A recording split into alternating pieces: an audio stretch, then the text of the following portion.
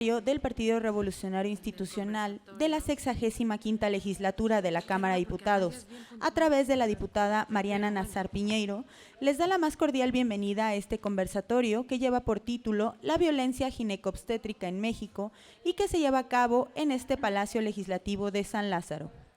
En el presidium de este acto nos honran con su presencia la diputada Mariana Nazar Piñeiro. Bienvenida, diputada. La doctora Lourdes Gómez Sousa, especialista en ginecología y obstetricia. Bienvenida, doctora. Gracias. El licenciado José Luis Nazar Peters, socio fundador de Nazar y Asociados. Bienvenido. La licenciada Andrea Borbolla y la licenciada Karime Atié, integrantes del colectivo Con Ovarios. Y agradecemos también la presencia de la periodista Lourdes Mendoza, de las integrantes del colectivo Con Ovarios, del Frente Nacional contra la Violencia Vicaria, de la colectiva 50+1, así como del Consejo Nacional de Mujeres Empresarias. Sean todas y todos ustedes bienvenidos.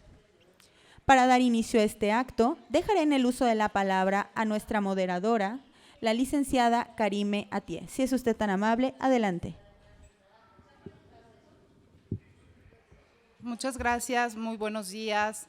Es para nosotras un gran gusto estar el día de hoy aquí en Cámara de Diputados, en el lugar desde donde se legislan las cosas que cambian nuestro país. Y bueno, pues de parte de la colectiva Con Ovarios, queremos agradecer al Congreso de la Unión, a la Cámara de Diputados, en especial a la diputada Mariana Nazar por abrirnos este espacio. Muchas gracias, diputada, porque desde el día 1 hubo una apertura de parte de ella para estos temas. Gracias por tu empatía y por tu compromiso. Y bueno, pues este conversatorio se está llevando a cabo en el marco de los 16 días de activismo y tiene como finalidad poder visibilizar la violencia ginecobstetra, que es una violencia de la cual casi no se habla, una violencia que está escondida, que se ha intentado legislar varias veces, pero que nunca ha sido posible. Y hay, bueno, muchos vacíos de ley y es importante que no normalicemos esta violencia. Así que, bueno, estaremos tratando temas muy importantes el día de hoy y pues me es muy grato presentar el día de hoy, para empezar con nuestro programa, a la diputada Mariana Nazar Piñeiro, que me voy a permitir leer su semblanza. La diputada es una mujer joven política mexicana, originaria del estado de Oaxaca, es licenciada en Administración y tiene un MBA. Se ha desempeñado como directora general del Sistema para el Desarrollo Integral de la Familia del Estado, secretaria de Movilidad y secretaria de Administración del Estado de Oaxaca, cargos que asumió con el más alto honor y responsabilidad.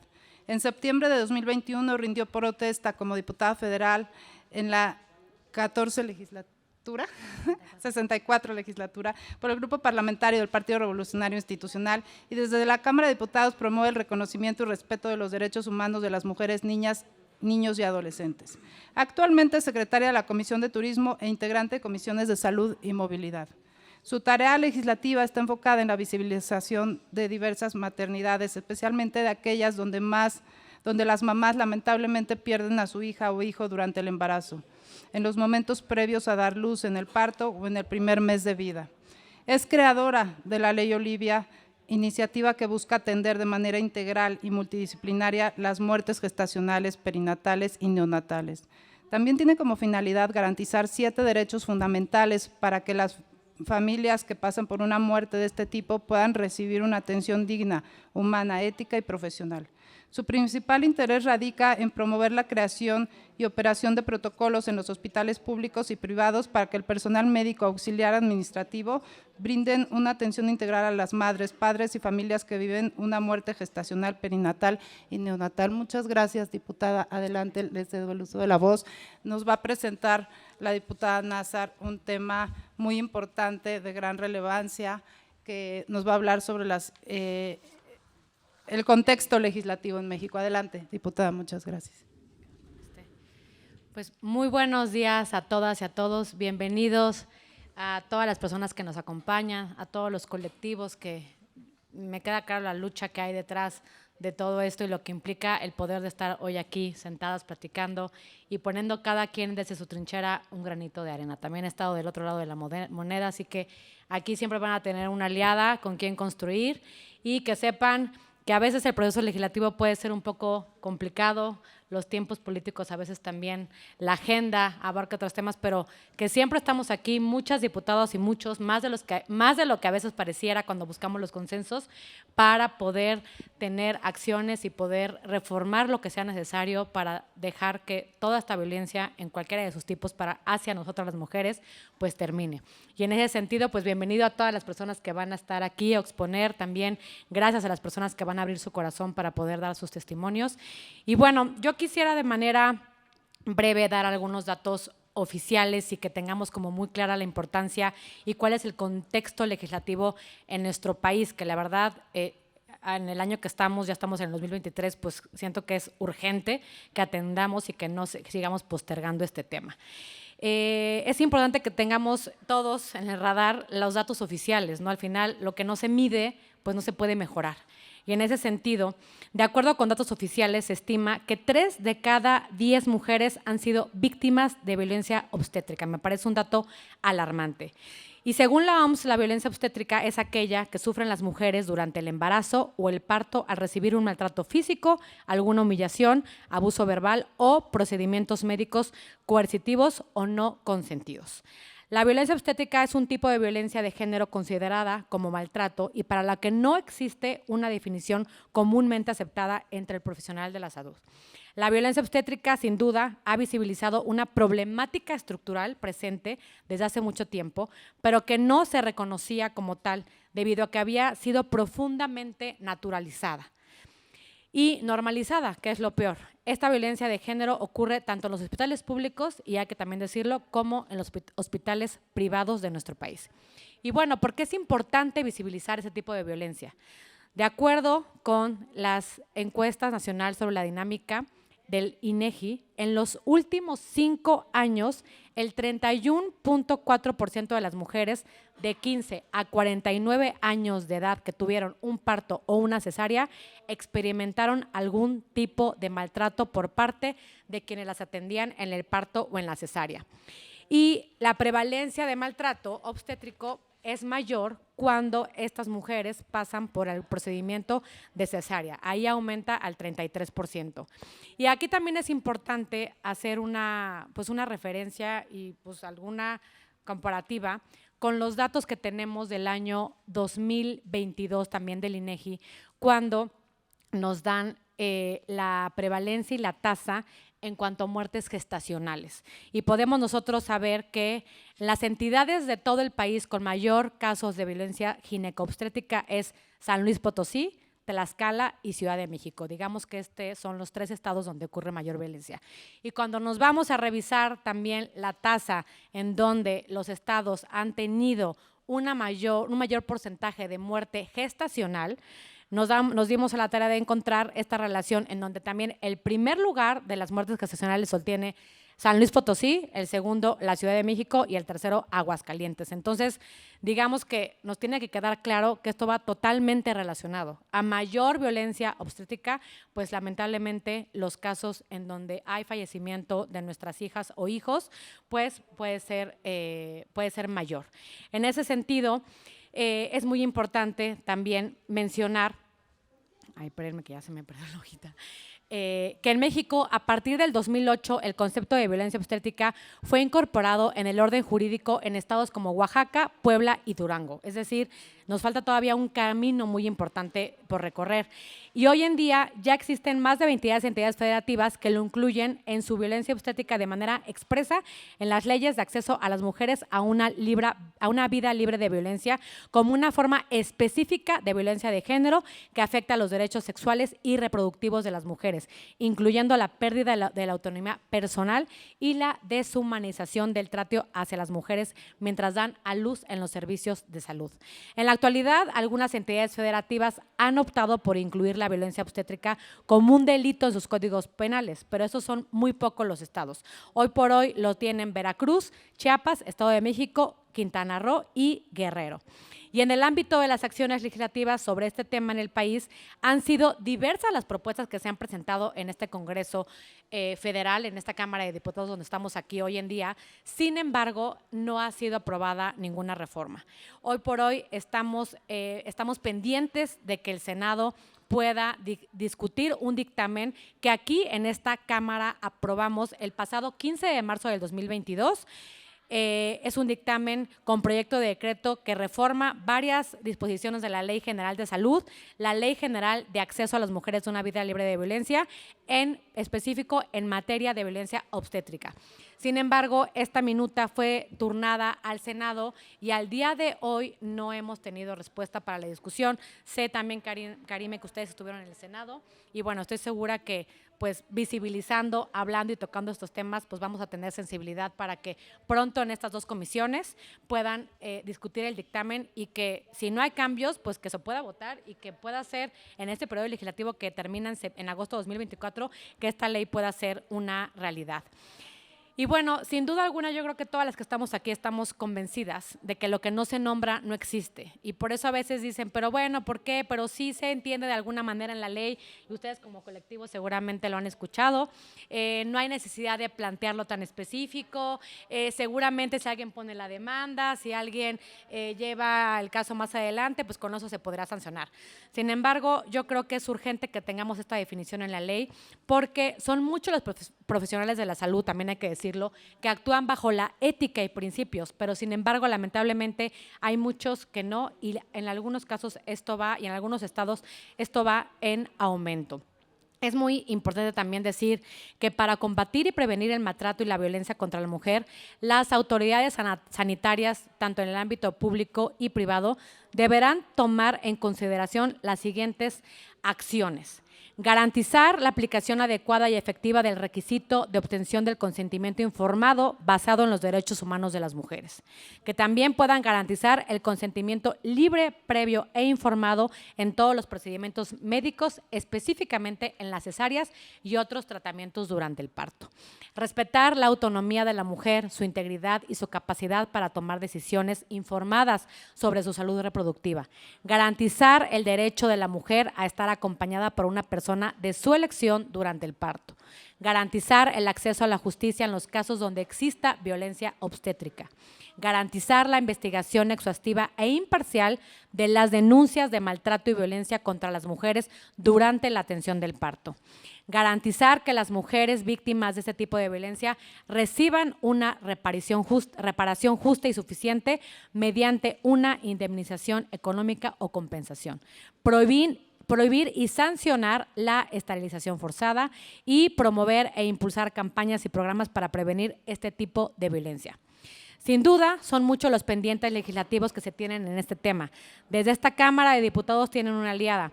Reitero mi compromiso como mujer y como madre de familia para seguir trabajando en beneficio de todas las mujeres, para que ni una mujer tenga que pasar por esta lamentable situación y para que en cada hospital que tenga atención materno-infantil se brinde un trato digno, empático y humano durante el embarazo, el parto y el puerperio. Gracias a las integrantes del colectivo Con Ovarios por su compromiso para visibilizar, sensibilizar y concientizar sobre la violencia obstétrica. Estoy segura que juntas vamos a lograr grandes cambios y sobre todo lo más importante, porque siempre lo he dicho, lo más importante es visibilizar y que allá afuera y que la gente también aquí adentro escuche estos testimonios, que sepan que esto es una realidad, que no son casos aislados, que no pasa en un hospital lejano, perdido en la sierra de mi estado, Oaxaca, por ejemplo, sino que pasa en la ciudad y que también pasa en hospitales privados de mucho prestigio. Muchísimas gracias y bienvenidas todos.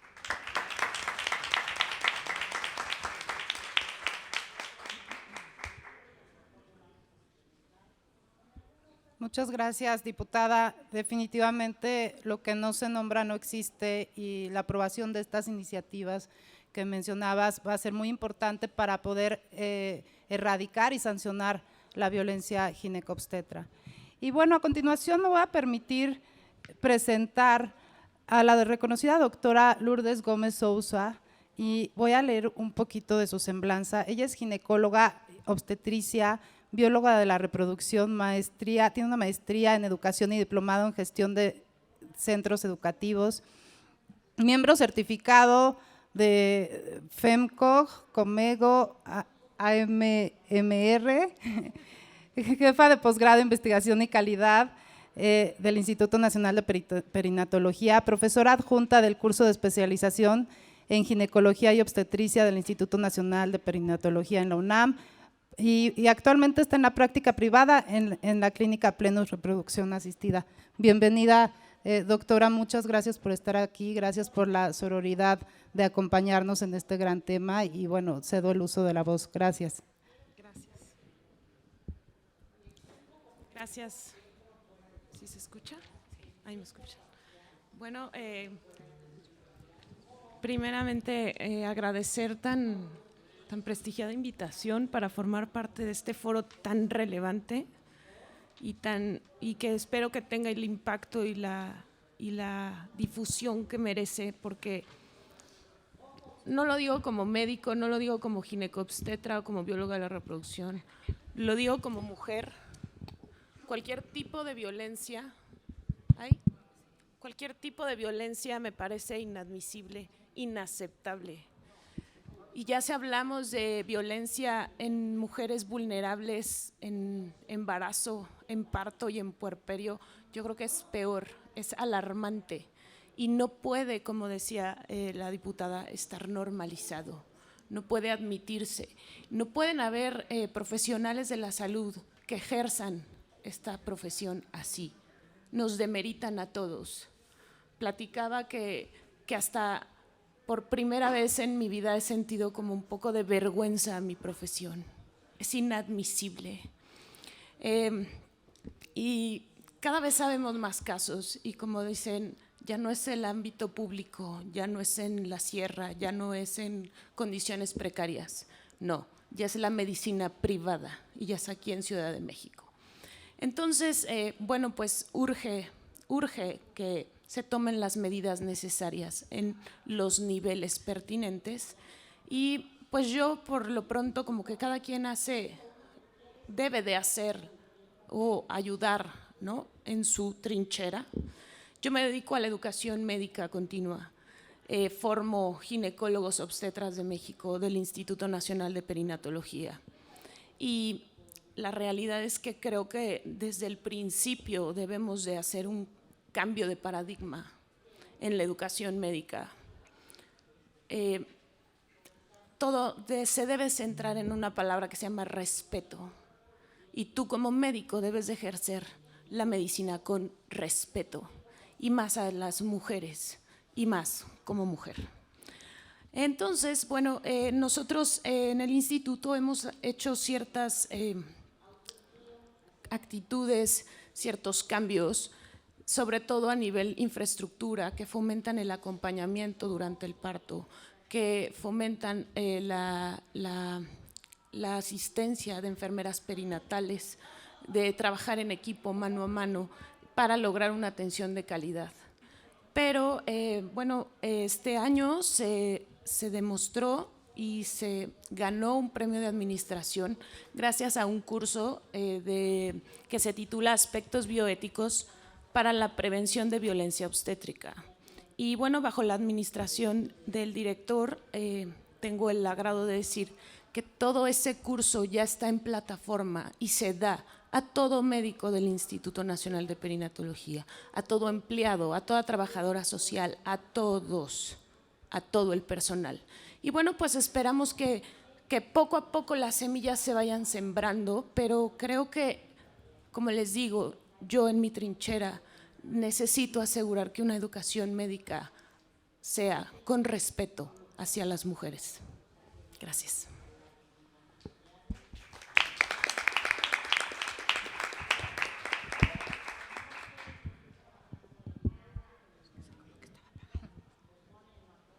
Muchas gracias, doctora, por estas reflexiones. Definitivamente no son todos los médicos, hay médicos extraordinarios que salvan vidas y que esa es la razón por la que estudiaron y que definitivamente pues se dedican a hacer el bien.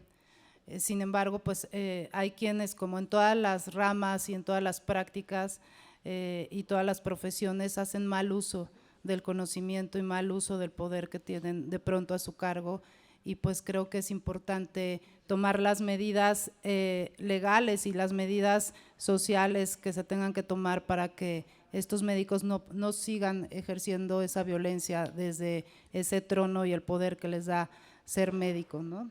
Muchas gracias por su participación, doctora. A continuación, como siguiente ponente del presente conversatorio, me es grato presentar al licenciado José Luis Nazar Peters, a quien a nombre de Conovarios le queremos agradecer el acompañamiento legal que nos ha brindado desde el inicio. Gracias, Güero Nazar, que es así como se le conoce en el mundo de la abogacía. Gracias por creer en nosotras, gracias por tu compromiso con las mujeres, gracias por estar aquí y ahora. Y me voy a permitir, antes de cederle el uso de la voz, leer un poco de su semblanza. José Luis Nazar Peters, socio director de Nazar y Asociados, es una figura destacada en el ámbito del derecho penal en México. Su despacho cuenta con casi 4 décadas de experiencia, consolidándolo como un referente en litigio y asesoría penal, siendo una de las firmas más prestigiosas en el país. Es egresado de la Escuela Libre de Derecho y se ha dedicado su carrera pública a defender a las personas de los abusos del sistema, con un enfoque particular en la erradicación de la violencia de género. Su firme compromiso con la justicia social lo ha llevado a involucrarse activamente en causas de gran relevancia, como la lucha contra la violencia ginecobstétrica. En su colaboración con la colectiva Conovarios, José Luis Nazar se suma para alzar la voz contra la violencia ginecobstétrica que sufren las mujeres en este país. Su labor como abogado penalista no solo se centra en la representación legal de las víctimas, sino también en la promoción de cambios legislativos y políticas públicas que buscan un impacto positivo y duradero en la sociedad. El licenciado José Luis Nazar el día de hoy va a abordar el tema, el contexto legal de la violencia ginecobstétrica. Adelante. Muchas gracias. Gracias, Karime querida. Muchas gracias, Karime querida. Muchas gracias a todos por estar aquí y gracias a todas por su gran lucha todos los días. Ya las cifras las ha abordado la diputada, son alarmantes, nos invitan a actuar en un estado de emergencia. Hay que reconocerlo, la violencia obstétrica es una epidemia. De salud, sí, pero también de derechos humanos. La clara diferencia es que la violencia obstétrica tiene responsables directos con nombres y apellidos, con historias de víctimas demasiado similares para hacer coincidencias. En más de 10 años de experiencia como abogado penalista, he tenido la fortuna y el honor de defender a muchas mujeres que han sufrido distintos tipos de violencia, negligencias y omisiones del personal de salud encargado de atender su embarazo, parto y posparto. Con mucho pesar lo he vivido también en mi familia y lo que hoy comparto con ustedes son los vacíos legales con los que me he topado para dar una verdadera justicia a las mujeres que lo requieren. La Corte Interamericana de Derechos Humanos emitió la primera sentencia en la región sobre violencia obstétrica en el año 2022, aunque desde el 2021 se había pronunciado sobre el derecho a la atención médica integral de las mujeres en emergencias de carácter obstétrico. Y como sentencia más reciente, en septiembre de este año, se resolvió sobre la violación a las garantías y protecciones judiciales por falta de una investigación diligente y reparación adecuada ante un caso de violencia obstétrica en un centro de salud privado. Lo importante de estas resoluciones fue que se reconoció la violencia obstétrica como una violación a los derechos a la vida, la salud y la integridad personal. Las mujeres embarazadas se encuentran en una situación de especial vulnerabilidad, por lo que los estados tienen el deber y la obligación de defenderlas.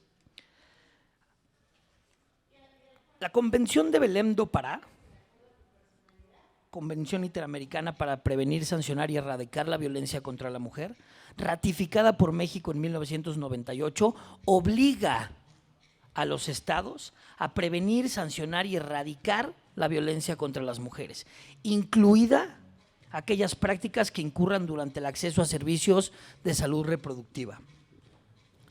En nuestro país existe todo un marco regulatorio en torno al acceso de las mujeres a una vida libre de violencia, desde la Ley General, ya platicada, expedida en 2007, hasta las leyes expedidas por los congresos locales en cada una de las entidades federativas.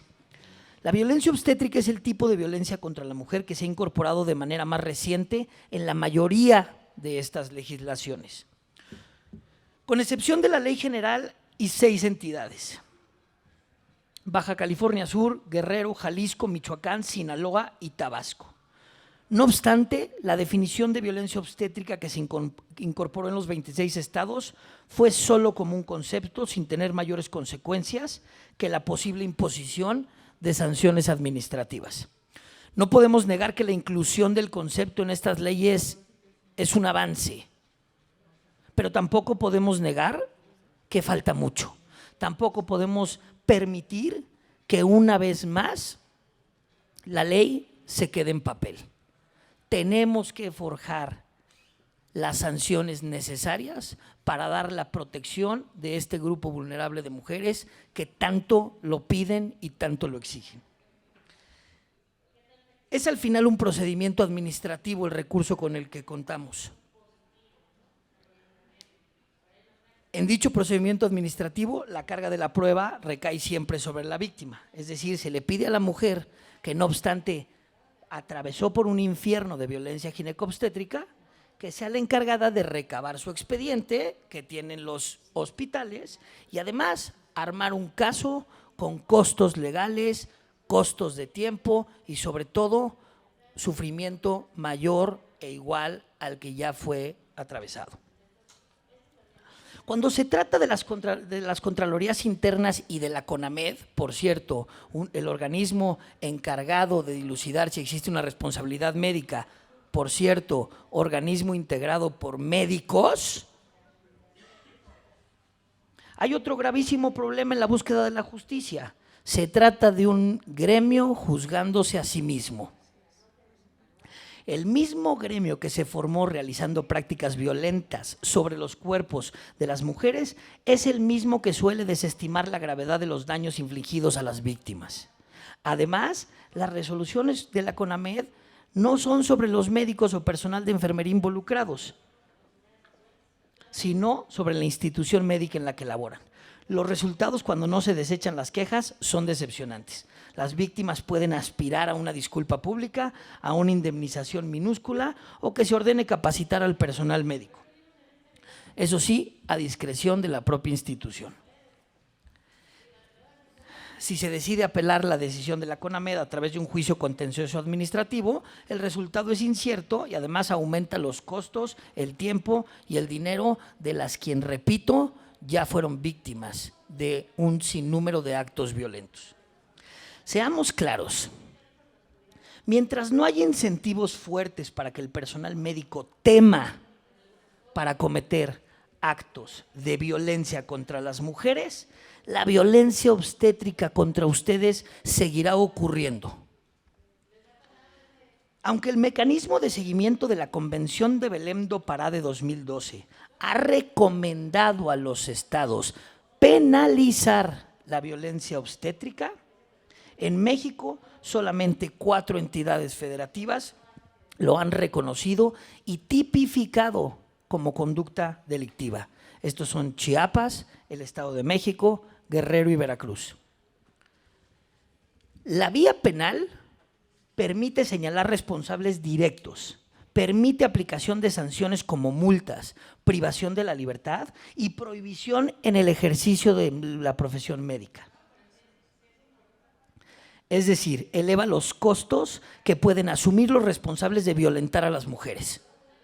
En algunos casos se ordena también a los imputados medidas reeducativas contra la violencia de género y en otros se prevé el pago total de la reparación integral de los daños y perjuicios ocasionados a las víctimas.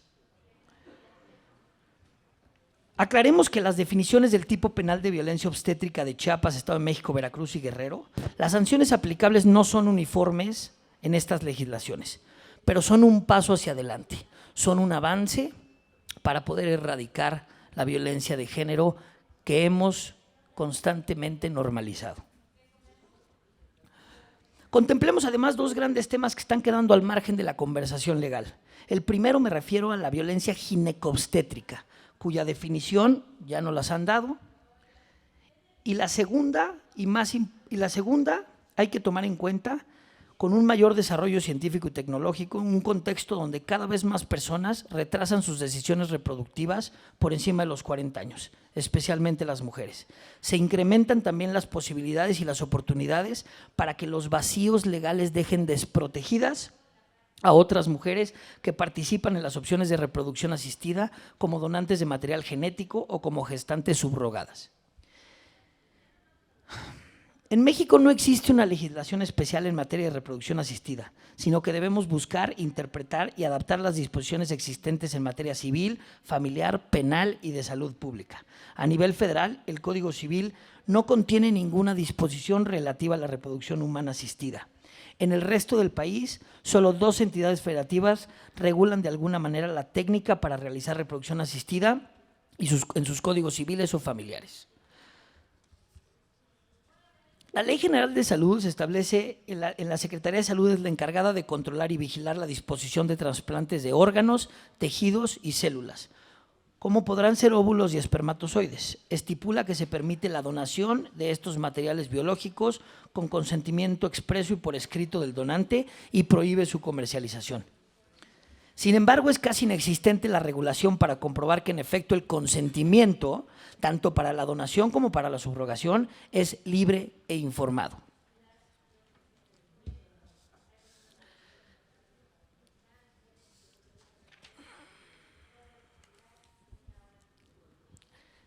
Seamos conscientes de que erradicar esta forma de violencia contra las mujeres, como muchas otras más, no depende de la decisión de un solo poder, sino ni tampoco de una institución. Primero, es importante que desde las cámaras de representantes se tipifique como delito la violencia ginecobstétrica en el Código Penal Federal y continuamente en las entidades federativas.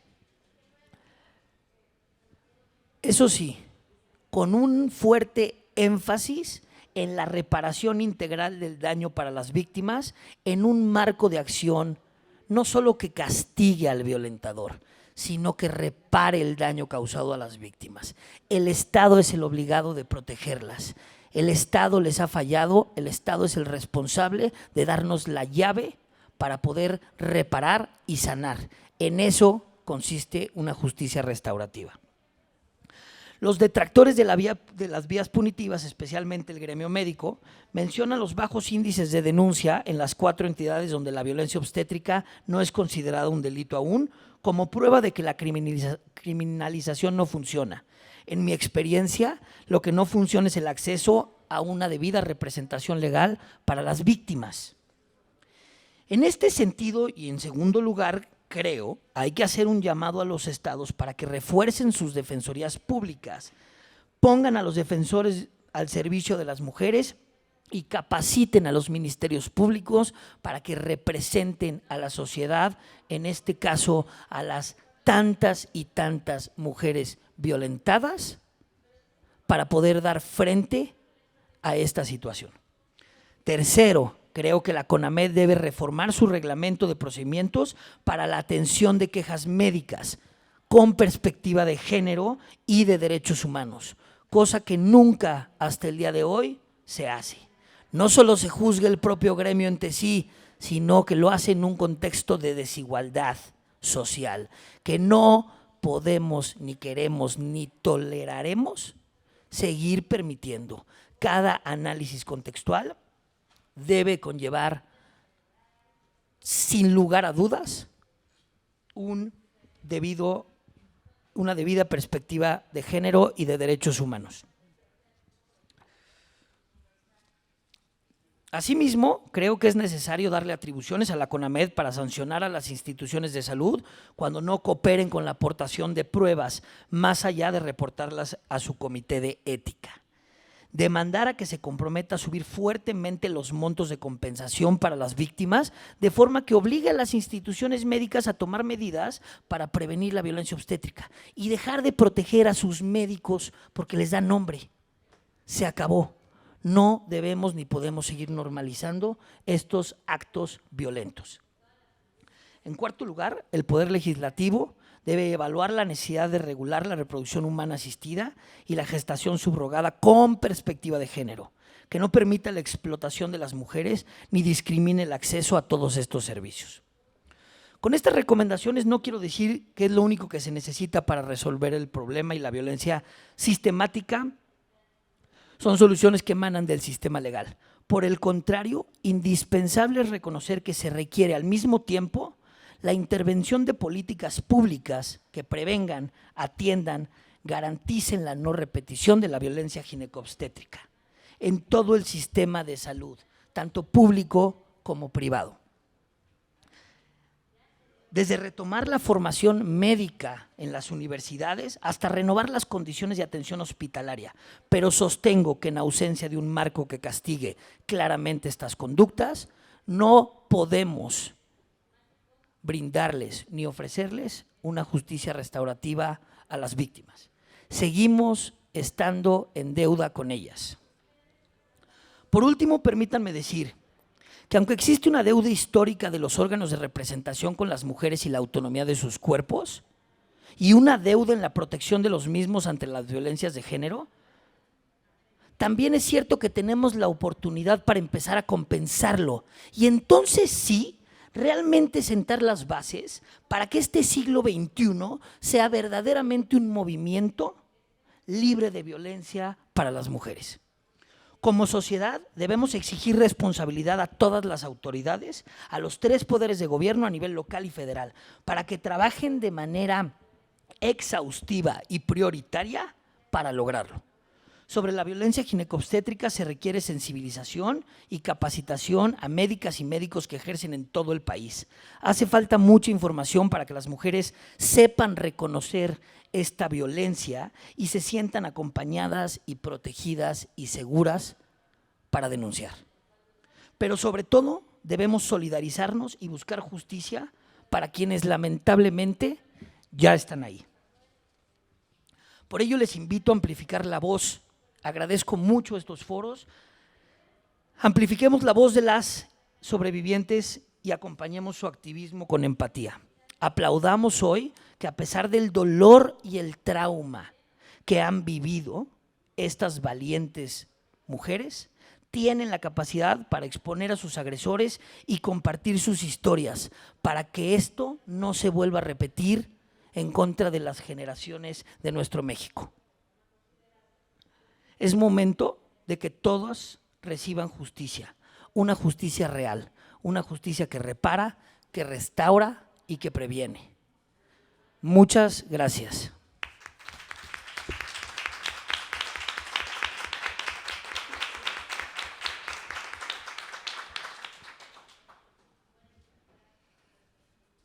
Gracias, licenciado Nazar, Güero Nazar.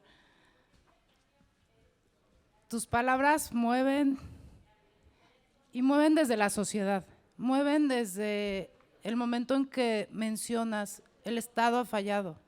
¿Qué es lo que falta? Falta muchísimo. Y diste puntos mencionaste puntos importantes en los que hay que trabajar desde los 3 poderes y en los 3 niveles del Estado.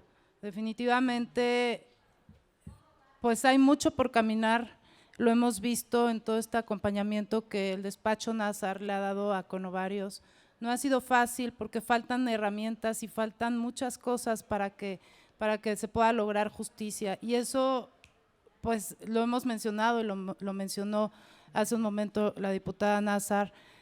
Esto es en la ciudad, pero ¿qué pasa en donde no hay defensorías públicas eficientes, donde no hay realmente los recursos para poder tener un abogado que en verdad pues pueda comprometerse con la causa, porque es una causa que no se escucha, que no se habla, que no se menciona?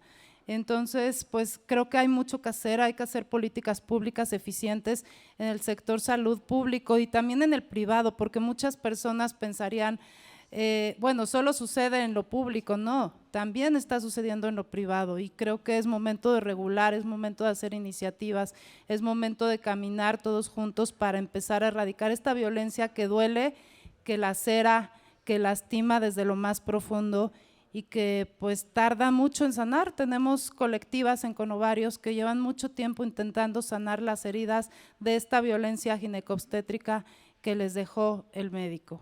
Y hemos pasado con estas palabras, vamos a pasar al programa, al punto del programa en donde de viva voz mis compañeras de la colectiva Conovarios van a narrar un poquito de manera, pues ahora sí que, pues dolorosa, fuerte, con fortaleza, pero todavía duele.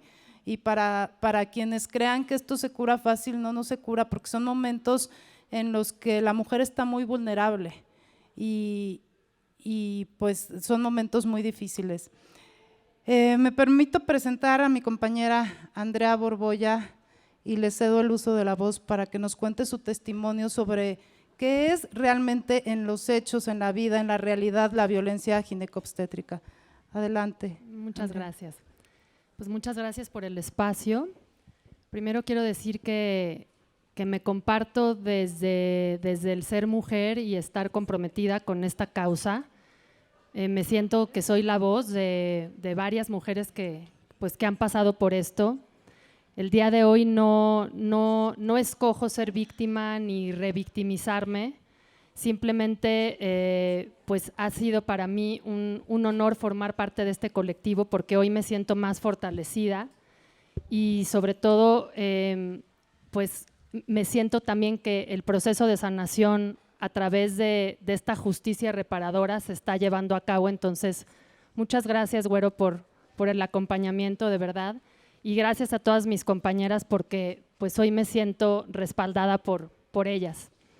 Seré breve en mi historia, en mi relato. Yo llego a manos del doctor Jesús Luján hace 14 años y, como dicen, todos los caminos llevaban al doctor, porque realmente pues este nicho de mujeres que creemos en el parto humanizado, yo personalmente soy maestra de yoga desde hace 23 años, me dediqué muchísimos años a dar clases de yoga para mujeres embarazadas, entonces pues siempre dentro de este sector de mujeres pues que queríamos un parto natural y que realmente en México el parto está totalmente medicalizado y se nos ha arrebatado de las manos, pues el doctor Jesús Luján era como la persona, digamos, que representaba este regreso a tener el parto de nuestros sueños. Llego con él en el año 2009 y bueno, pues es un personaje, porque puedo decir que es un personaje, no creo que sea una persona o no sé qué le quede de ser humano, pero para mí es un personaje que lo tenía todo demasiado perfeccionado, entonces pues me adulaba con comentarios de que yo, como era maestra de yoga, seguramente todo iba a estar perfecto en mi embarazo. Y pues bueno, corre la semana 16 del embarazo, como muchas aquí saben, es un examen importante, es un cuádruple marcador en donde te dices a partir de un examen de sangre si tienes la probabilidad de tener alguna anomalía en tu embarazo o algún síndrome. Y en esta semana el doctor está de viaje, entonces pues no me hace el examen correspondiente y de regreso yo le pregunto y le digo, oye Jesús, pues se pasó la semana del examen, creo que si no es específicamente en esa semana, ya después ya no sale o algo así. Entonces me dijo, no hombre, no te preocupes, tú, bueno, estás perfecta, no va a pasar nada, sigamos con el embarazo. Yo no sentía mucho movimiento fetal, sentía mucha distensión abdominal, había muchas cosas que con mi segundo embarazo, que por suerte estuvo todo bien, yo me di cuenta que en ese primer embarazo había muchísimas anomalías que por supuesto pues él no detectaba, ¿no? Mi panza estaba muy, muy dura, no sentía movimiento fetal, eso era muy raro, en fin, tenía muchas cuestiones que no estaban según yo normal. En la semana número 37, 38, me llama para una revisión en donde me hace un tacto vaginal. Después de esa revisión me empiezan a dar contracciones de la nada, porque pues yo realmente, según esto todavía pues no estaba para parir en ese momento. Me hace un monitoreo, me hace un ultrasonido y vemos que el corazoncito de mi bebé ya no estaba latiendo bien. Entonces me manda a una cesárea de emergencia al Hospital Español en ese momento. Entonces salgo yo pues ya con, o sea, de verdad ya con un estrés y una situación pues ya muy fuerte emocionalmente para mí. Me voy al Hospital Español de Emergencia, llego con un pediatra, vuelven a hacerle el ultrasonido, me dice, ¿sabes qué? El corazón ya no está latiendo bien, te tienes que meter, ahorita ya no puedes irte ni a tu casa, te tienen que meter, cesárea de emergencia. Yo hay momentos ya de este proceso que tengo, la verdad, como lagunas mentales. Yo ya no volví a ver al doctor en esa cesárea, ya no me acuerdo de él, no sé quién me operó, sinceramente. Nace Micaela, mi niña, bueno, un poquito de 37 semanas más o menos, y de repente llega el papá de mi hija en ese momento, después del nacimiento, y me dice, es que hay un problema. Digo, ¿qué pasa? Y me dijo, es que Micaela tiene un síndrome. Y yo, ¿cómo? O sea, ¿qué es eso? No sé, ni siquiera sabía bien que era un síndrome. ¿Es un Down? Me dice, no, es un síndrome más complejo, se llama un síndrome Edwards, es una trisomía en el cromosoma 21, creo. Es un síndrome incompatible con la vida, o sea, realmente los bebés que nacen con este síndrome no tienen ni siquiera 2 años de pronóstico de vida. Y entonces me dice, pues Micaela está en terapia intensiva en este momento y pues no la vamos a poder ver. Le digo, ¿y dónde está Jesús? O sea, quiero en este momento ver en qué momento pasó esto. ¿Y a qué hora va a venir Jesús? Jesús llega en la noche a mi cuarto en su celular con una foto de una niña con síndrome de Down y me dice, ¿sabes quién es ella? Yo estaba destrozada, ¿no? Por supuesto, le digo, no. Y me dice, esta niña se llama Lucía y ella es un síndrome de Down y pues te la traigo a enseñar porque su mamá no sabes qué buen karma ha tenido de estar cuidando de esta niña con este síndrome. Y mira, sale en esta revista y se ha vuelto muy famosa esta niñita y no sé qué me empezó a decir y le dije, oye Jesús, yo lo único que te quiero decir es por qué yo no tuve la decisión y el diagnóstico en el momento, porque yo no decidí hacerme una amniocentesis, que es un punzado para sacarme el líquido amniótico y saber exactamente qué era lo que tenía y yo saber si me quiero hacer cargo de un ser que tiene un pronóstico de vida de 2 años. O sea, Micaela nació con todos los órganos mal conectados, todo, el corazón, con el esófago, con el estómago. A los 3 días tuvo una cirugía de corazón abierto que ya la verdad no me acuerdo ni siquiera si fue Jesús quien la operó, pero bueno, tuvo una cirugía de corazón abierto y a las 3 semanas Micaela se murió en mis brazos.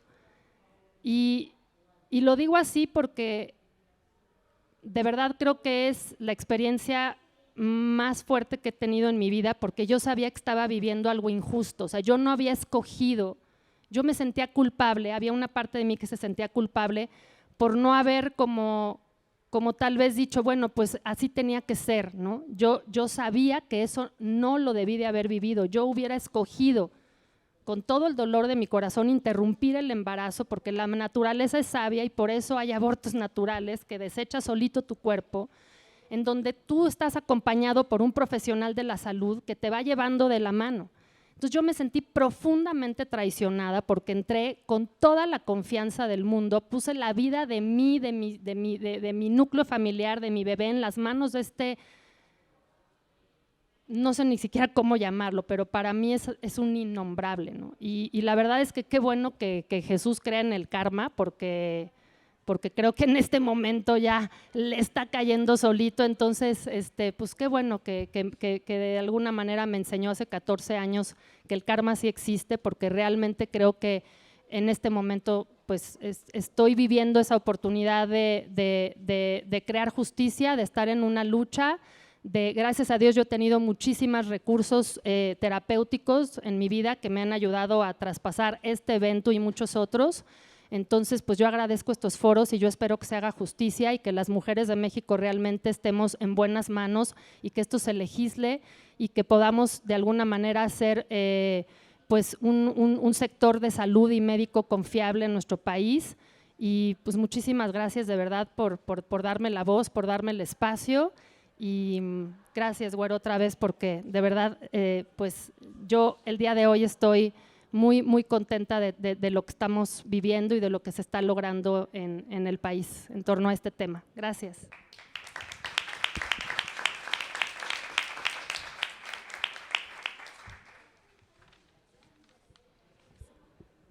Gracias, Andrea, porque no es fácil hablar de estos temas, no es fácil de hablar de algo tan doloroso. No hay nada más difícil, creo, que cuando fallece alguno de tus hijos o hijas y estar en un foro en Cámara de Diputados ante gente que muchos conocemos y muchas conocemos, pero muchas personas no, y hablar del tema no es fácil. Gracias, Andrea, por tu testimonio.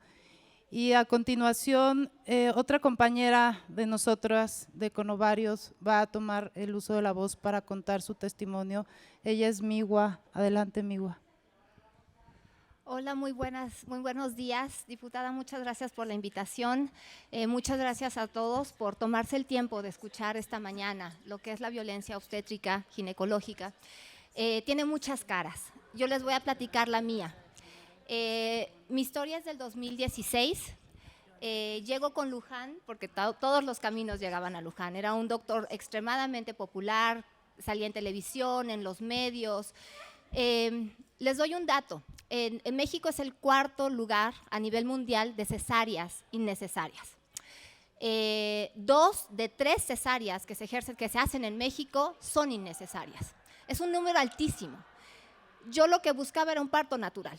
Eso era lo único que yo quisiera, que me dejaran sola, en la intimidad, pariendo. No es mucho que pedir. Por eso llegué con Luján, porque él era el famoso del parto humanizado, de los partos en agua. Fue en el Hospital Médica Vité y pues a la semana todo mi parto transcurre normal, fui muy diligente en mis chequeos, en el cuidado del embarazo. En la recta final, a la semana 38, me cita a una revisión rutinaria y me dice, oye, yo creo que hoy nace tu bebé. Yo había tomado mis psicoprofilácticos, dije, wow, pues me dijeron que esto era inesperado, ¿cómo sabrá él? No tengo contracciones. Me dice, pero ¿sabes qué? Vamos a checar tu dilatación. Me hace un tacto extremadamente doloroso. O sea, yo entré al consultorio caminando, después de ese tacto quedé en 4 puntos y salí arrastrándome. Obviamente dije, bueno, pues no sé, yo creo que así son los tactos. Ese es el problema de la violencia obstétrica, que como primeriza no sabes a qué te enfrentas. Por más libros, por más psicoprofilácticos que tomes, no sabes qué es. Entonces dije, bueno, pues así igual y es el tacto para ver la dilatación. De ahí se desencadenan mis contracciones, muy, muy fuertes. Obviamente también les doy contexto. El consultorio del doctor Luján era como un spa. Había aromaterapia, acupuntura. Entonces me dice, no, ¿sabes qué? Para alinear tu cervix, ve a tomarte tu sesión de acupuntura. Lo hice. El caso es que a las 5 horas yo ya tenía contracciones dolorosísimas. Entro a la tina para parir en agua y el doctor Luján llega y me dice, ¿sabes qué? Te voy a dar un tecito de canela. Eso va a ayudar a tus contracciones. Lo tomo y empiezo con unas contracciones que todas las que han parido saben que vienen y van. Pues estas eran como cuerda de violín, sin tregua. Yo expulsé al bebé, o sea, pero no sé si me dio sobredosis. Bueno, me adelanto, pero así tuve a mi hijo. Posteriormente, en marzo de este año, leo un artículo de Animal Político y me empiezan a caer los 20. Digo, claro, yo fui un miércoles de Luján, claro, me dieron un tecito, claro, me hicieron un tacto. Y empiezo a caer en cuenta que fui víctima de violencia obstétrica. Es muy duro cambiar la narrativa, de decir, wow, es que yo no sabía lo que me había pasado. Y les cuento esta historia porque viene desde el privilegio en el que me encontré con demás compañeras, hicimos un colectivo, tuvimos el enorme ángel de que nos buscara el abogado, el Güero Nazar, que es un maravilloso, nos defendiera en esta causa, alzara la voz. Y estoy en este contexto de privilegio, pero aún así no hemos logrado la justicia. Estamos en camino, pero no la hemos logrado. Entonces, pues bueno, nada más les quería platicarles esta historia. También es importante decirles que la inducción de parto es muy común, pero cuando la hacen, como me tocó a mí, con una sobredosis y en 2 ocasiones, porque fue primero un tacto en donde molieron un medicamento que se llama prostaglandina, lo revolvieron en el gel y así me hicieron un tacto y me pusieron un medicamento y luego con el tecito, son contracciones artificiales muy, muy dolorosas. Entonces es hacer pasar a la madre por contracciones muy dolorosas, al bebé por un sufrimiento fetal. Y también, después de estar en el colectivo, me di cuenta que pues todas las que estábamos en inducción con Luján teníamos hijos con algún tipo de problema. ¿Y a qué me refiero? Es que todos los niños, en un 80% de los niños que nacieron por inducción con el doctor Jesús Luján, en nuestro colectivo tienen o autismo, tienen hiperactividad, tienen déficit de atención, trastorno de sueño, que es el caso mío, y mi hijo pues tiene 8 años y es la fecha en que le cuesta un montón, no duerme, desde bebé nunca dormía, y pues vaya regalito que me dejó Luján, ¿no? Por querer adelantar mi parto según su agenda, pues ahora tengo que lidiar con mi hijo y llevarlo a terapias, con psicólogos, con neuropsicólogos para tratar el trastorno de sueño. Entonces, pues bueno, estas son unas de las muchas consecuencias que trae la inducción. Y pues creo que Karime también vas a dar tu testimonio, ¿no? Sí. Muchas gracias.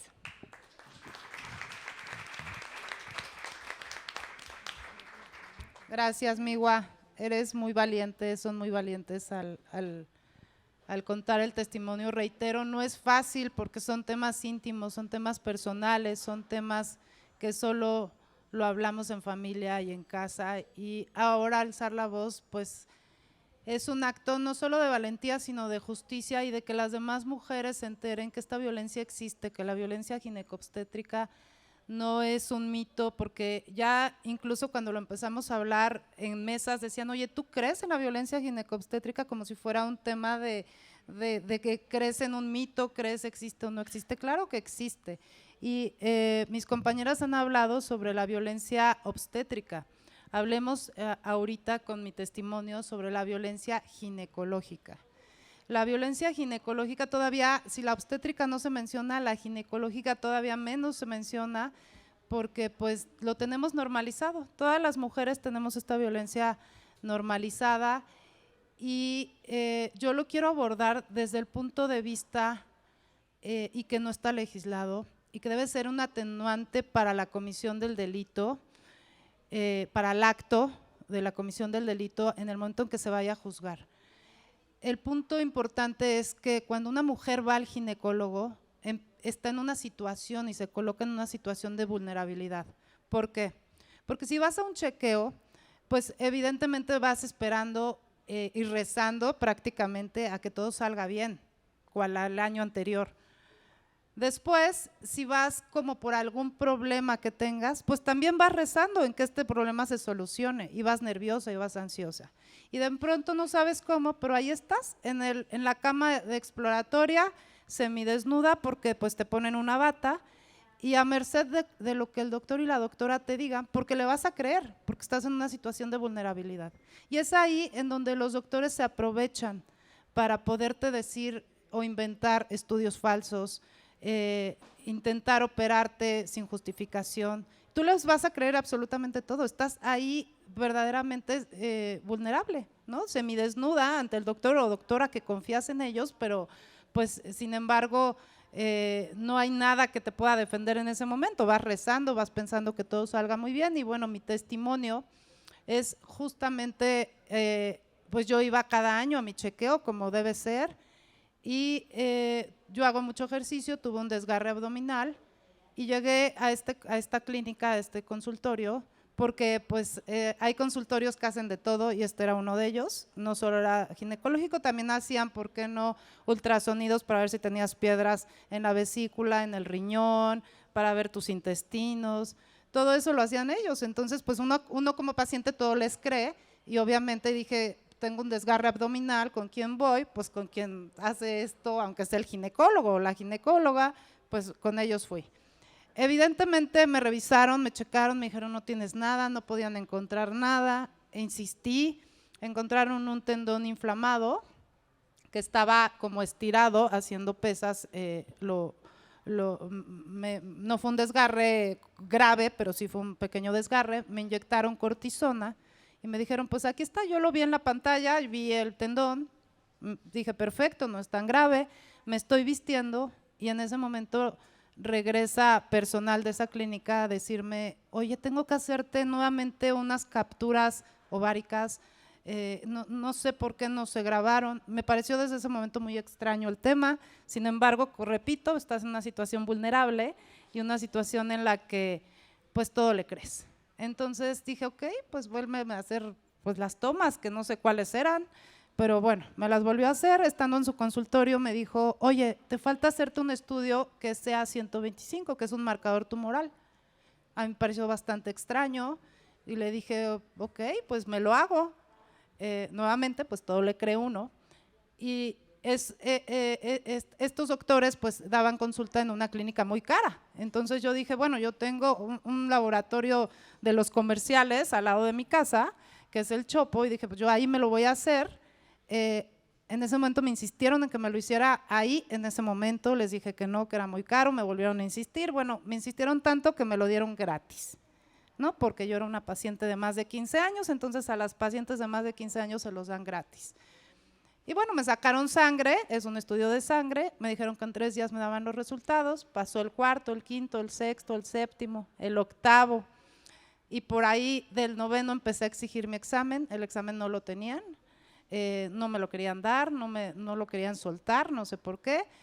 En ese momento la doctora y el doctor por mensaje me mandan el estudio por mail y por mensaje me dicen, tienes un crecimiento anormal de células cancerígenas. Dios mío, en ese momento, ¿qué piensa uno? Pues, ¿qué voy a hacer? Yo en ese momento dije, voy a viajar, voy a irme de viaje un rato, regreso y pues me voy a atender, voy a hacer un círculo, una red de apoyo y pues hasta donde llegue, porque yo soy de las que no les gusta tratamientos muy invasivos y sufrir y etcétera. O sea, yo ya había hecho todo un plan, la vida se me había caído. Y en ese momento, muy cercano a la fecha ya de la operación, me comenta, voy llegando a mi casa, abro mi Facebook y veo una noticia que había salido en Animal Político sobre las malas prácticas de este consultorio, de este médico, y en ese momento lo leo y todo me empieza a cuadrar. Contacto a la reportera de Animal Político y pues le cuento todo. Y me dijo, vete a hacer un estudio al Chopo, o a otro laboratorio, pues, a donde tú habías determinado desde un inicio. Obviamente fui a hacerme el estudio y mi estudio está completamente bien, estoy completamente sana y aquí no podemos decir que hay un error de 2 laboratorios, porque me regresé a ver el estudio del doctor y el estudio del doctor está en una hoja de recetas, avalado por ningún laboratorio y con firma de absolutamente nadie. La metodología que pone en su hoja de recetas del consultorio tampoco coincide. Es decir, aquí no hay un error entre 2 laboratorios. Aquí solamente hay un estudio oficial, que fue el que yo me fui a hacer a Chopo, y el otro es un estudio falso para justificar una operación que no era necesaria, ¿no? No sé qué iba a hacer en ese momento el doctor, no sé qué me iba a extirpar, no sé, inmediato todavía uno, porque es su doctor de 15 años, yo estuve 15 años con ese doctor, pues duda, todavía sigue dudando y fui con un ginecólogo, oncólogo, y él me dijo, Karime, este señor te iba a abrir y te iba a cerrar, tú estás completamente sana. Imagínense el panorama de cuando te dicen, tienes un crecimiento anormal de células cancerígenas, estás completamente sana, no tienes absolutamente nada. Y esta violencia ginecológica es muy fácil, le crees totalmente porque estás en una situación vulnerable, es ahí donde se debe tipificar, estás desnuda, estás en un consultorio y estás a merced de lo que el doctor te diga. Irás por otras recomendaciones, sí, o sea, podrás ver otros médicos, pero esa situación te convierte muy vulnerable. Aunado a la violencia ginecológica que puede haber en el hablar de más sobre tu cuerpo de parte del doctor o doctora, el hacerte sentir incómoda, como mucha gente nos ha dicho, ¿cómo sé? Porque lo tengo normalizado, ¿cómo sé si están ejerciendo violencia ginecológica ante mí cuando voy a los chequeos? Es muy fácil, si te sientes incómoda con sus comentarios, si te sientes incómoda con la forma en la que te está revisando, explorando, es violencia ginecológica, la tenemos totalmente normalizada, vamos mentalizadas, nos va a doler, no es cierto, no debería de doler, una exploración no debería de doler y evidentemente pues es hoy cuando se tiene que hablar y es hoy cuando se tenemos que despertar a decir la consulta y el chequeo ginecológico debe ser lo más pasivo posible, no debe ser un tema de sufrimiento, no debe ser un tema en el que te hagan sentir mal. Hay muchos médicos incluso que tocan de más a sus pacientes, todo eso es violencia ginecológica. El médico no debe tocarte de más, no debe hacer comentarios fuera de los profesionales que deben de estar ahí. Y bueno, pues ese es mi testimonio, ahora sí que soy la moderadora, pero también estoy ahorita dando este testimonio. Y pues para continuar con el programa, gracias, muchas gracias.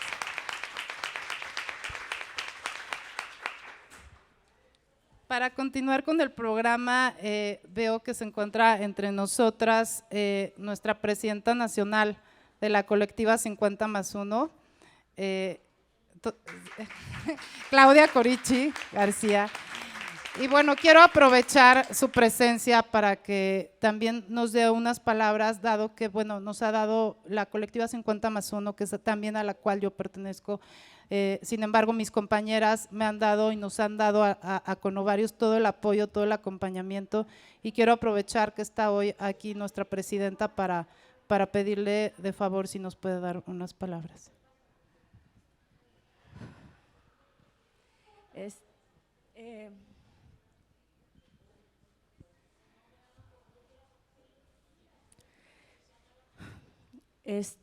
Híjole, es duro porque además sabes lo que te quiero, Karime, pero además me parece que todas podemos ser estas historias.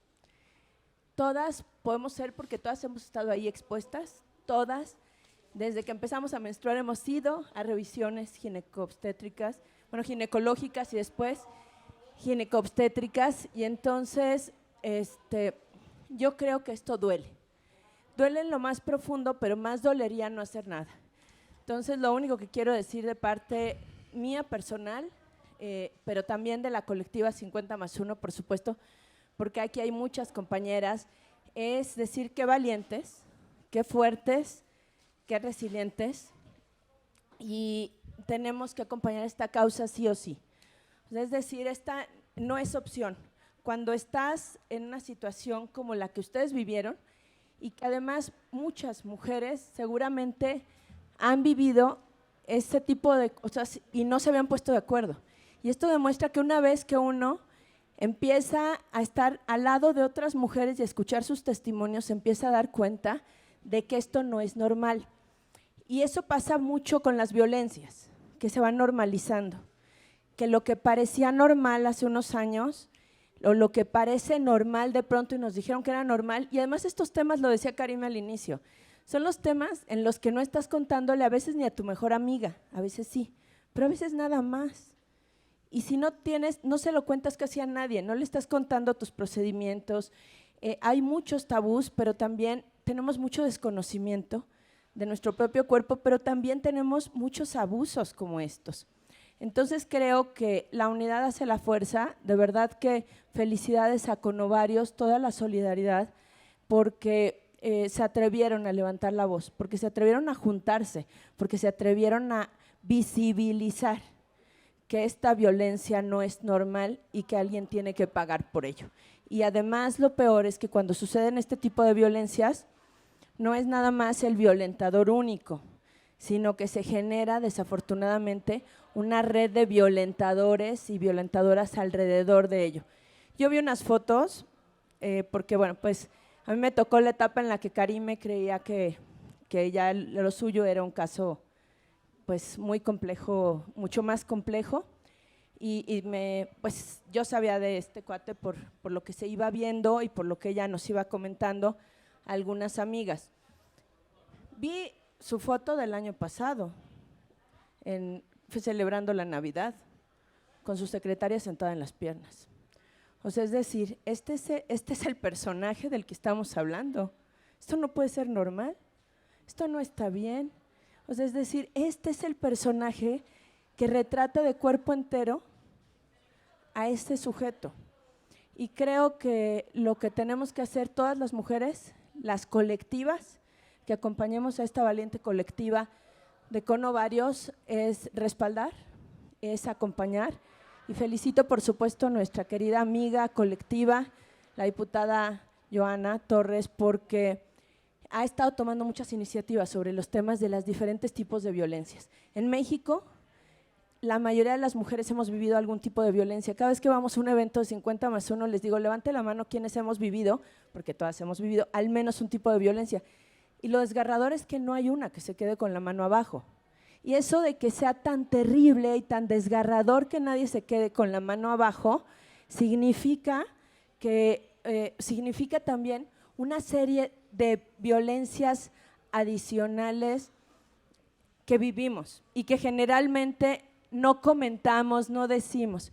Yo lo único que quiero es decirles a todas que acompañamos esta causa y decirte a ti, querida Karime, que además has estado impulsando, que has también, pues que eres parte de esta otra gran colectiva, que tienes mi cariño, mi amistad, mi admiración y mi sororidad.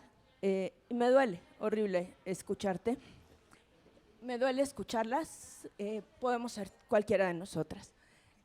Ánimo, vamos para adelante, ya con todo, a que no quede en la impunidad estos casos. Es lo único que nos queda, pero también nos queda estos relatos, estas historias y esta lucha para que otras mujeres no vuelvan a vivir lo que ustedes han vivido. Muchas gracias.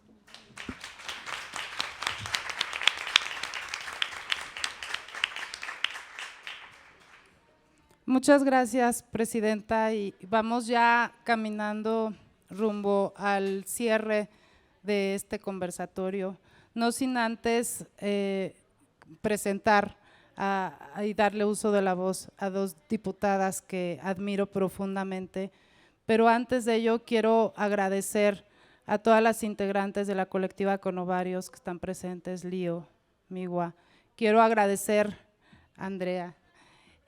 Quiero agradecer a todas las integrantes de la colectiva 50+1, gracias por estar aquí, por cobijarnos siempre, gracias Pau Arzof, gracias Vero, gracias a todas, Bea Mendívil, Ángela, a todas, en verdad muchas gracias. Al Frente Nacional contra la Violencia Vicaria, a su cofundadora, integrantes, porque cuando hay que solidarizarnos con la causa de las mujeres, ahí estamos todas juntas, unidas, porque sin duda siempre juntas vamos a ser mucho más fuertes. También a la presidenta del Consejo Nacional de Mujeres Empresarias, Emilia Vidal, y a sus integrantes que hoy nos acompañan. Por supuesto, a alguien que nos ha cobijado en este trayecto, que es la periodista Lourdes Mendoza. Gracias, Lourdes, porque desde el minuto 1 tomaste esta causa, desde el minuto 1 te aliaste con nosotras, y pues no tenemos más que agradecimiento por haber creído en nuestros testimonios, por haber creído en nosotras y porque sé que vas a seguir caminando de la mano con nosotras. Gracias, Lourdes, muchas gracias. Y bueno, pues también le doy la más cordial bienvenida a la diputada Amalia García, que sé que viene llegando y que realmente siempre ha estado enterada de esta causa, siempre la ha cobijado, siempre ha habido un comentario de alcen la voz, de no se dejen. Y bueno, en estos momentos me va a permitir cederle el uso de la voz a la diputada Amalia García. Muchas gracias. Y gracias, cuando digo muchas gracias, es gracias por su valor civil, por abrazar esta causa. En el grupo plural de diputadas de la 65 legislatura,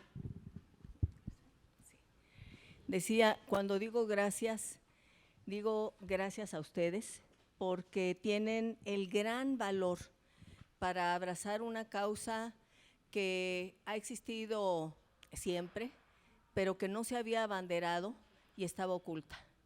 La violencia obstétrica es una constante y todas las mujeres a lo largo de los siglos la han vivido. El hecho de ser mujer era visto como una causa para castigarlas. Ser madre tenía que ser motivo para pagar por ello. Y me parece que cuando esta organización Sin Ovarios, cuando las otras organizaciones de sociedad civil y empresarias se solidarizan, lo que en esta 65 legislatura las diputadas del Grupo Plural conocimos de su determinación de también venir acá para que esta causa esté en este poder presente. Consideramos que era fundamental que estuviera en la agenda de estos 16 días que están destinados para luchar en contra de las distintas formas de violencia que lastiman, que nos lastiman como mujeres, que lastiman a las mujeres. El hecho de que hoy sea lunes dificulta un poco la presencia, pero sepan ustedes que las diputadas están enteradas, porque lo hemos comentado. Mañana además, y aquí está Joana, que ha sido muy activa, mañana tenemos una reunión, el Grupo Plural de Diputadas de la 65 legislatura. Es un grupo donde estamos diputadas de todos los partidos políticos, sin distingo. Y más allá del debate político tan álgido, lo que nos une, lo que nos genera cohesión son las causas de los derechos de las mujeres, especialmente en este caso y en este periodo, en contra de la violencia hacia las mujeres y la violencia obstétrica, por los casos que Karim nos había comentado que iban a exponer ustedes, porque han sido víctimas directas de esta violencia obstétrica. No solamente debe ser visibilizado y alzar la voz para pararlo, sino que tiene que ser sancionado. Quienes la han llevado a cabo, los médicos que la han llevado a cabo, que faltan a su juramento de cuidar, de proteger la vida, de respetarla, y la vida de una mujer debe estar, cuando ellos se dedican a la obstetricia, en primerísimo lugar. Es inaceptable. Y por eso yo puedo decir, y seguramente ya lo dijo la diputada Joana, que todas las acciones y decisiones que ustedes tomen, primero, para que no haya impunidad y se sancione; dos, para que esto se detenga, para que se visibilice, que cuenten con nosotras. Aquí en la Cámara ustedes seguramente encontrarán ese respaldo, y yo adelantaría que Joana y yo podemos mañana con el Grupo Plural pedirles que respaldemos un punto de acuerdo en el Pleno para que haya un pronunciamiento del Pleno de la Cámara de Diputados, de los 500 diputadas y diputados. Y de verdad,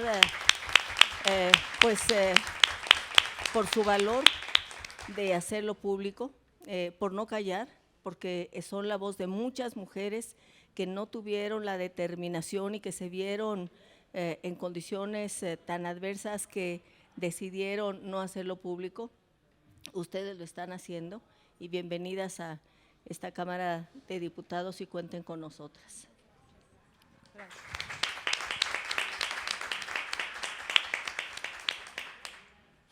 Muchas gracias, diputada Amalia.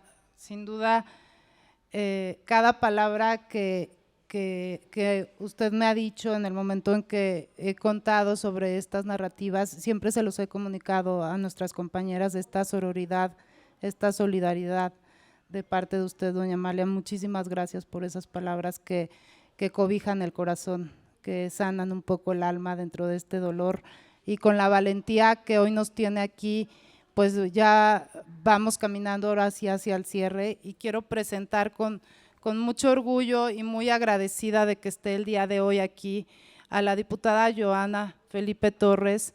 Ella es vicepresidenta de la mesa directiva de la Cámara de Diputados. Gracias, diputada, por tu presencia, por tu sororidad, por aceptar estar el día de hoy aquí en el marco de estos 16 días de activismo y hablando sobre la violencia ginecobstétrica en México. Me permito cederle el uso de la voz. Muchas gracias, diputada.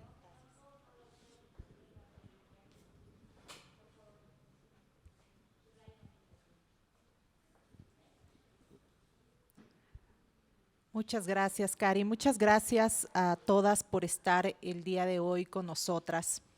Antes de dar por concluidos estos trabajos del conversatorio, quisiera compartir con ustedes algunos postulados y también un pronunciamiento que ya han sido expuestos por los distintos invitados e invitadas a este foro. La Declaración de la Organización Mundial de la Salud señala que todas las mujeres tienen derecho a recibir el más alto nivel de cuidados de salud, que incluye el derecho a una atención digna, a una atención respetuosa en el embarazo y en el parto, y el derecho a no sufrir ningún tipo de violencia ni discriminación. La propia Comisión Nacional de Derechos Humanos pone de manifiesto las áreas de oportunidad que existen en la atención ginecobstetra por parte del personal de salud, la cual puede afectar el pleno goce de los derechos humanos de las mujeres, de las niñas, de las adolescentes, pero también de las hijas e hijos de las mujeres, dando relevancia a este término de violencia obstétrica, toda vez que no es una violencia que sea nueva. Sabemos que estamos viviendo prácticas de un sistema patriarcal que pretende desvincularnos como madres de nuestro poder natural de parir, que pretende que se nos limite información verídica y confiable, y muchas veces también pretende utilizar nuestros cuerpos en experimentación, aprovechándose de su poder sobre nosotras y sobre nuestros cuerpos. Estas prácticas y estos tratos deshumanizantes que representa la violencia ginecobstétrica recaen sobre las mujeres en situación de embarazo, parto, posparto, y también recae en sus hijas y en sus hijos. Los malos tratos que reciben las mujeres embarazadas se agravan en virtud del machismo, de los estereotipos y de un tabú social y cultural que aún existe entre la vida sexual de las mujeres y nuestra maternidad. Pero además, bajo los estudios de interseccionalidad, resulta que este tipo de violencia, todas somos vulnerables. No importa aquí la condición social, la condición económica, tampoco importa la condición educativa. Este tipo de violencia no discrimina a ninguna.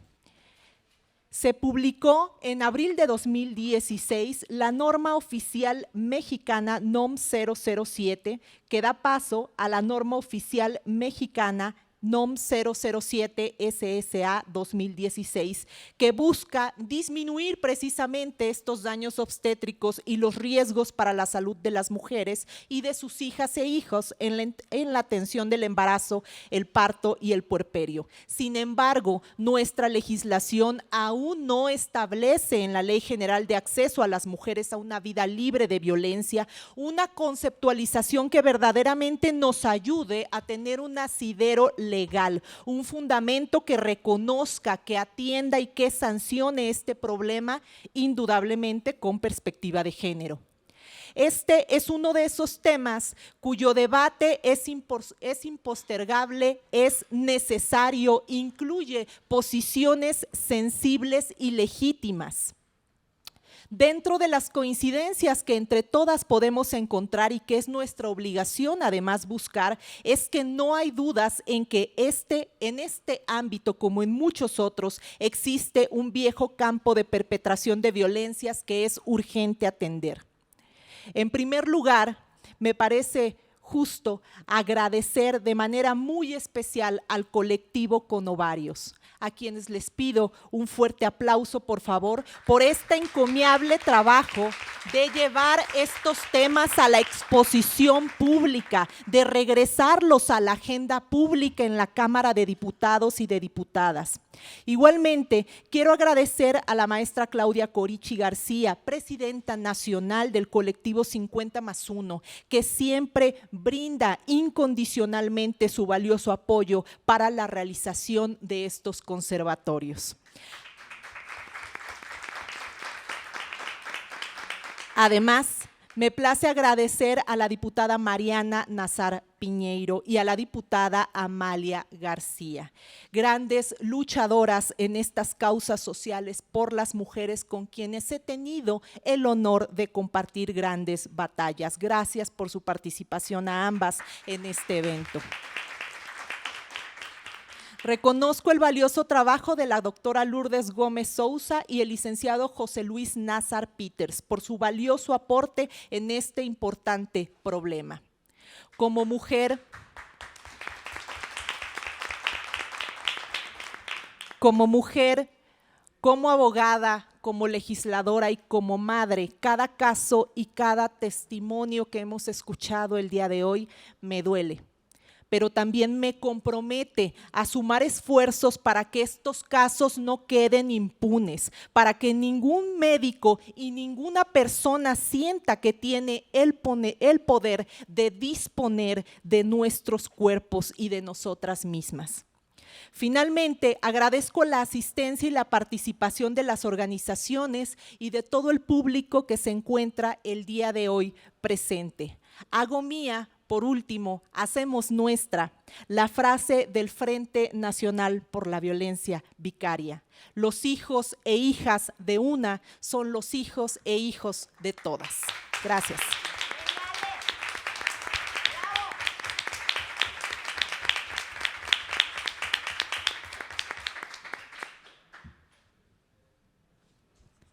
Muchas gracias, diputada Joana. Cerramos con una frase que arrancó los aplausos el día de hoy. Y pues no me queda más que agradecerles a todos y cada uno de los asistentes aquí, a los que nos están viendo en redes sociales y por supuesto a la diputada Mariana Nazar, que nos abrió las puertas para que hoy estuviéramos aquí. Gracias, diputada.